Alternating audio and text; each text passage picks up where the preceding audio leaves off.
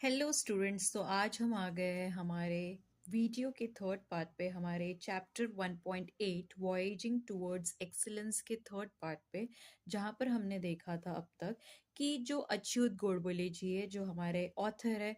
बच्चों, मुझे लगता है अब तक तो आपको ऑथर का नाम लर्न हो ही गया होगा। तो हमारे जो ऑथर है अच्युत गोडबोले जी, उनकी आईआईटी में जर्नी कैसी रही, उन्होंने आते बराबरी क्या क्या डिफ़िकल्टीज फेस की थी और उसको डिफ़िकल्टीज को उन्होंने सॉर्ट आउट कैसे किया, उन्होंने कैसे फेस किया जो डिफिकल्टीज आई थी। तो चलिए देखते हैं अभी आगे क्या होता है। एंड बच्चों, अगर आपको ऐसा लग रहा होगा कि वीडियो थोड़ी स्लो है तो आप उसे स्पीड बढ़ा के चेक देख सकते हैं, right. At IIT I got fairly good marks in my first 2 years. However, a very important thing happened while I was in my third year. तो यहाँ पर उन्होंने बताया कि जब वो आईआईटी के फर्स्ट 2 इयर्स में थे, जैसे कि आपको पता है कि ये आईआईटी का फुल फॉर्म क्या होता है? Indian institute of technology. क्या होता है? इंडियन इंस्टीट्यूट ऑफ टेक्नोलॉजी, जो कि एक इंजीनियरिंग कॉलेज होता है। वहाँ पर कई सारे ब्रांचेस होते हैं। तो उन्होंने यहाँ पर बताया है कि आईआईटी के फर्स्ट 2 ईयर में उन्हें अच्छे मार्क्स मिले थे, फेयरली गुड मार्क्स, मतलब उन्हें अच्छे मार्क्स मिले थे। However, a very important thing, जबकि उन्होंने ये बताया कि तीसरे साल कुछ तो भी बहुत ही इंपॉर्टेंट चीज हुई है जब वो थर्ड ईयर में थे, अपने डिग्री के थर्ड ईयर में थे।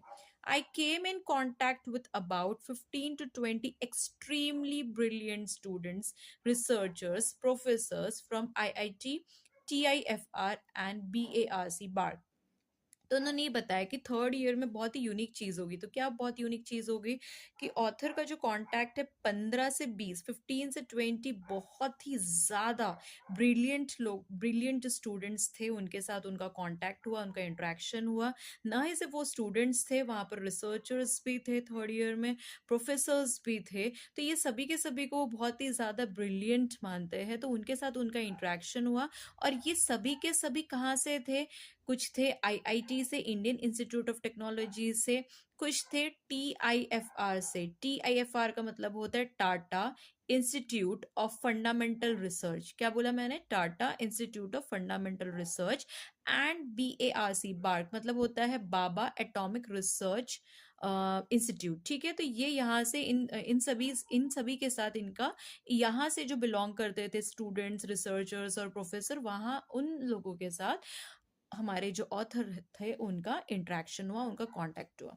दे included top ranking student from IIT. तो उन्होंने यहाँ पर बताया कि वहाँ वहाँ पर क्या इंक्लूड होता है, मतलब कि बेसिकली ये जो थर्ड ईयर में था, ये सारे के सारे यहाँ पर जो थे बहुत ही टॉप रैंकिंग, मतलब इंडिया में जितने भी आईआईटी कॉलेज है, तो वहाँ से आए हुए टॉप रैंकिंग वाले जो बच्चे हैं, जो आईआईटी से बिलोंग करते हैं, वहाँ पर सारे इंक्लूड हुए थे। ये 15 से 20 जो थे, ये बहुत ही ज़्यादा यूनिक पर्सनालिटी वाले, बहुत ही एक्स्ट्रा ब्रिलियंट वाले स्टूडेंट्स थे, कुछ रिसर्चर्स थे और प्रोफेसर थे, जो कि अलग अलग आईआईटी से आए थे, अलग अलग कॉलेजेस से आए थे। Okay. Visiting professor in America University and very renowned mathematician in the world and so on।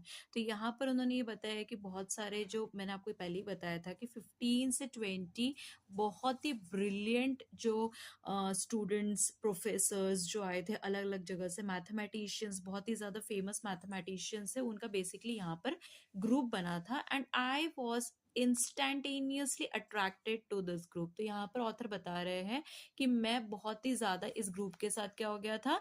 Attract हो गया था। इंस्टेंटेनियसली का मतलब होता है हैपनिंग वेरी क्विकली। मैं बहुत ही जल्द इस ग्रुप के साथ क्या हो गया था? अट्रैक्ट हो गया था।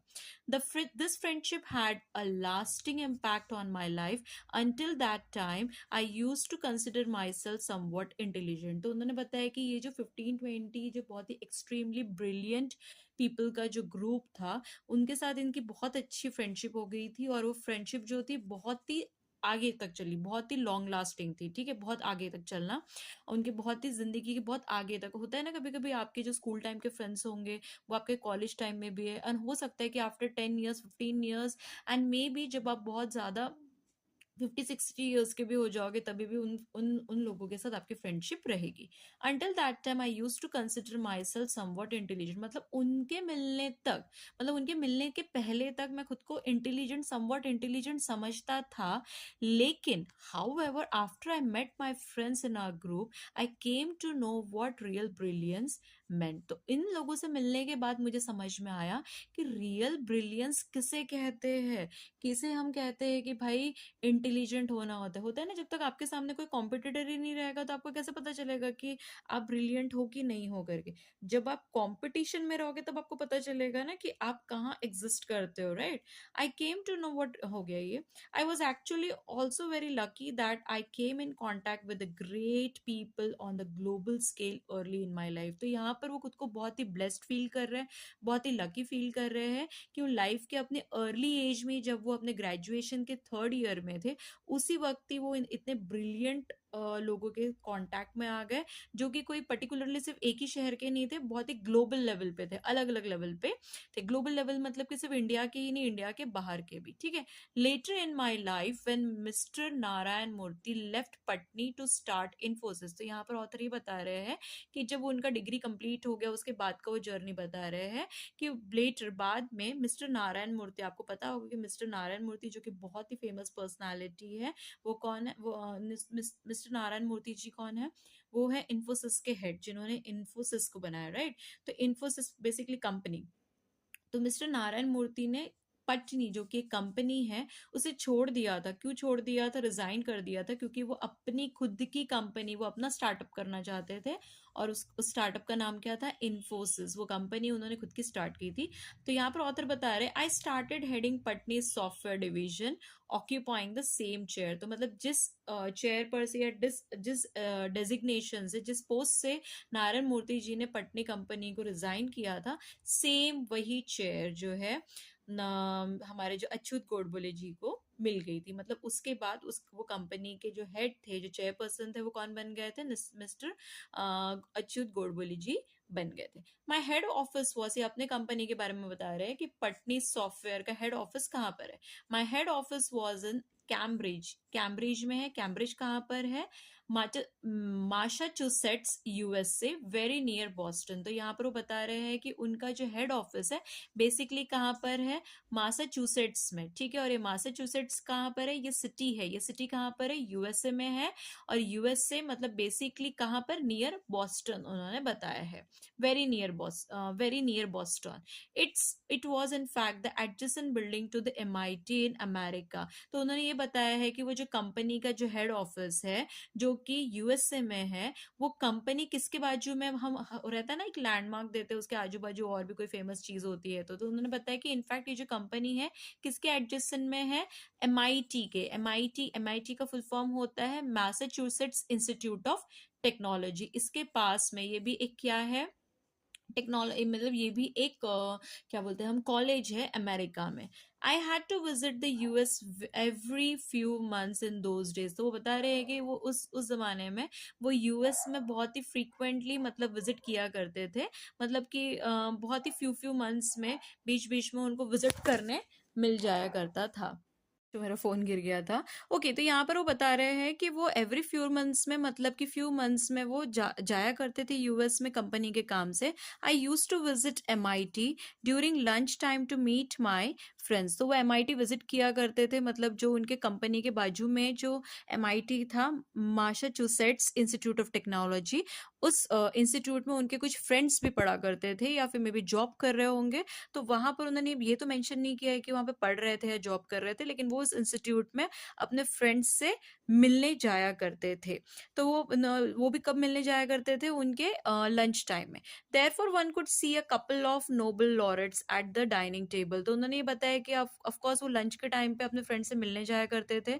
तो ये बता रहे कि वो डाइनिंग टेबल पे इतने, मतलब बहुत सारे कपल, बहुत सारे, मतलब यहाँ पर मैं बहुत सारे ना बोल के कपल, मतलब कि यहाँ पर आपको आप कपल ऑफ नोबल पीपल से मिलोगे, मतलब ऐसे पर्सन से मिलोगे जिनको हाईएस्ट ऑफिशियल ऑनर्स वगैरह, जिन्हें अच्छे अच्छे बड़े बड़े अवार्ड्स मिले हैं एजुकेशन फील्ड में या पर्टिकुलर लिटरेचर फील्ड में। तो उन्होंने वही बताया है कि यहाँ पर वो डाइनिंग टेबल में वहां पर किससे मिला करते थे, या फिर वहां पर आप देख पाओगे कि नोबल लॉरेट्स है। नोबल लॉरेट्स का मतलब ये होता है कि पर्सन जिनको हाई ऑफिशियल ऑनर मिलता है, एक तरीके से अवार्ड अवार्ड मिलता है।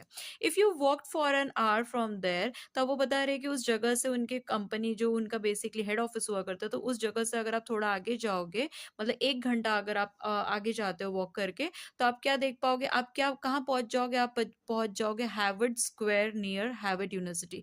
तो फॉरेन में ये बहुत ज़्यादा फेमस है, यूएसए में बहुत ज़्यादा फेमस है हैवर्ड यूनिवर्सिटी, तो वहाँ पर आप पहुँच जाओगे। I used to visit both of these universities and could talk to a number of Nobel laureates. तो यहाँ पर वो बता रहे हैं कि उन्होंने ये जो यूनिवर्सिटीज़ है, उन्होंने वहाँ पर विजिट किया है, और भी ऐसे नोबेल जो लॉरेट्स हैं, जिन्होंने बहुत ही ज़्यादा ऑफिशियल ऑनर जिन्हें मिला है, जिन्होंने अवार्ड्स जीते हैं, वो ऐसे number of official honours people से मिला करते थे, उनसे बातचीत किया करते थे। During this years I travel a lot to the US. उस ज़माने में या उस टाइम पे जब वो इस पटनी कंपनी में थे, सॉफ्टवेयर कंपनी में, तो कई बार फॉरेन जाने को उन्हें मौका मिलता था। उन्होंने ट्रैवल किया है, कहाँ पर ट्रैवल किया है उन्होंने, यूएस ट्रैवल किया है, यूरोप ट्रैवल किया है, जापान ट्रैवल किया है, ऑस्ट्रेलिया ट्रैवल किया है, and could meet a number of great thinkers and management gurus such as Elvin Toffler, Peter Drucker, C.K. Prahlad, Tom Peters और great technologist such as Vincent Cerf. तो उन्होंने यहाँ पर बताया है कि उस दौरान उन्हें कई बार फॉरेन कंट्रीज में जाने का मौका मिला है। तो उन्होंने बताया है कि जैसे कि कौन से कंट्रीज में वो जा पाए थे, यूरोप में, जापान में, ऑस्ट्रेलिया में, और वहाँ पर जाके उन्हें बहुत ज़्यादा फेमस थिंकर्स के साथ, जो बहुत अच्छे थिंकर्स है, ग्रेट थिंकर्स है, और मैनेजमेंट गुरुज, मतलब कि जो बिजनेस में, जो बेसिकली हम बोलते हैं ना, बिजनेस में जो एकदम माहिर है, तो मैनेजमेंट गुरुज जिनको बिजनेस की फिलोसफी पता है, तो ऐसे कुछ गुरु उससे उन्होंने वो मिल चुके थे। वो कौन थे? एल्विन टॉफलर जी, पीटर ड्रकर, सी के प्रहलाद, टॉम पीटर्स, और ग्रेट टेक्नोलॉजिस्ट, मतलब कि जिन्होंने बेसिकली टेक्नोलॉजी में आगे काम किया है। तो उन्होंने यहाँ पर बताया कि ग्रेट टेक्नोलॉजी कौन है? Vincent Cerf. तो जिन्होंने ये विंसेंट सर्फ कौन है, इन्होंने बताया है कि विंसेंट सर्फ जी ने क्या किया है। इन्होंने क्या किया है? हु डिजाइन टीसीपी और IP which is the basic protocol of internet. तो बेसिकली इन्होंने इंटरनेट से रिलेटेड एक चीज, उन्होंने प्रोटोकॉल इन्होंने तैयार किया है। किसने? विंसेंट सर्फ जी ने। ये ग्रेट टेक्नोलॉजी है, तो उन्होंने ये टेक्नोलॉजिस्ट है जिन्होंने प्रोटोकॉल तैयार किया है इंटरनेट का।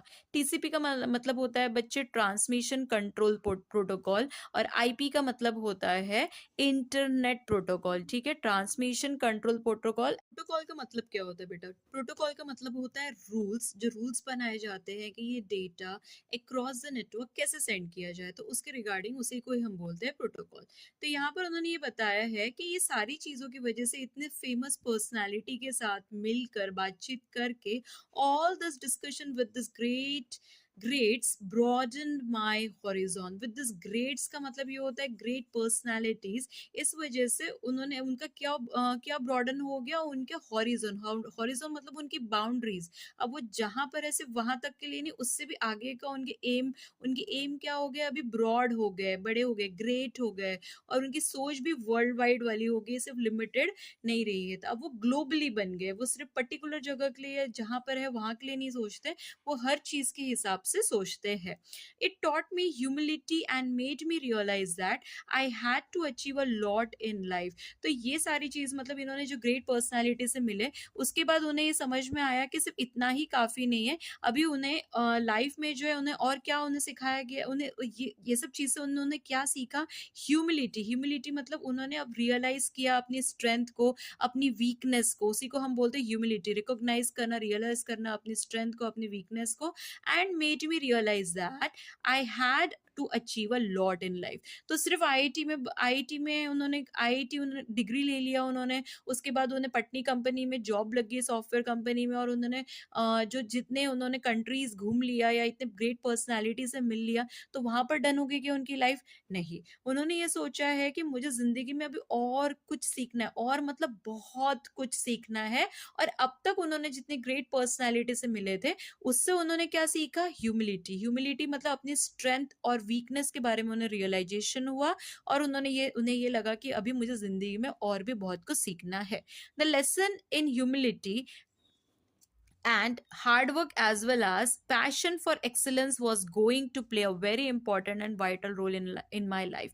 तो उन्होंने ये बताया कि किस चीज़ का जो लेसन है, ह्यूमिलिटी का, अपने स्ट्रेंथ और वीकनेस का, हार्ड वर्क का, और एज वेल एज मतलब हमें क्या चाहिए, स्ट्रेंथ और वीकनेस चाहिए, रियलाइजेशन होना चाहिए, हार्ड वर्क होना चाहिए हमारी लाइफ में, और पैशन होना चाहिए, मतलब एक स्ट्रॉन्ग फीलिंग होना चाहिए, जिज्ञासा होनी चाहिए, ठीक है। और यही चीज़ है, मतलब यही एक रास्ता है एक्सीलेंस पाने का, मतलब उसकी लाइफ में जो उसे सक्सेस पाना है, एक्सीलेंस पाना है, तो सक्सेस किसका चाहिए, उन्हें एक्सीलेंस का सक्सेस चाहिए। तो उसके लिए उनके लिए क्या इंपॉर्टेंट था, किस चीज का लेसन इंपॉर्टेंट था, ह्यूमिलिटी, हार्ड वर्क, पैशन, ठीक है।